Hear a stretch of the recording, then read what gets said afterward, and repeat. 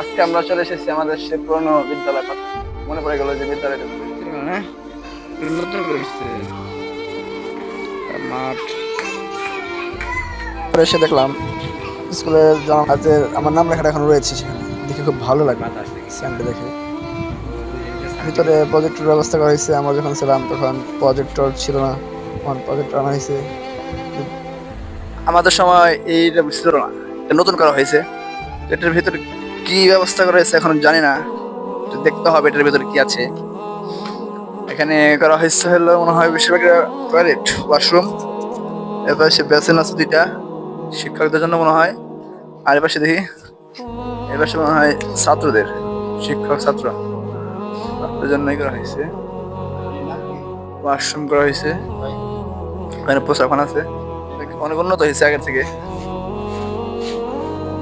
পঞ্চম শ্রেণী, এটা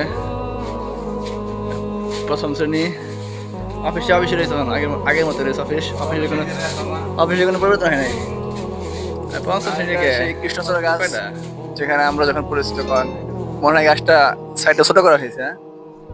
আমরা যখন পড়ছি তখন আর বিশাল সরানো ছিল গাছটা, আর যেগুলো নতুন আনা হয়েছে। আমরা লেখাপড়া করছি তখন এগুলো ছিল না। এখানে এটা ছিল না, ওইটা ছিল না।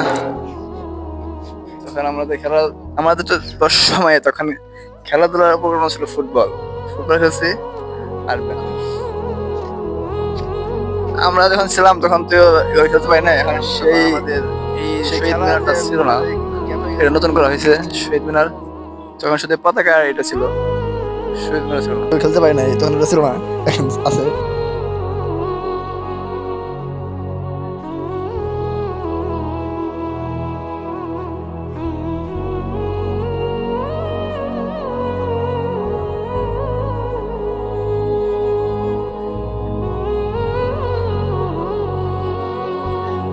এখানে প্রজেক্টর ছিল না, পরবর্তীতে লাগানো হয়েছে প্রজেক্টর।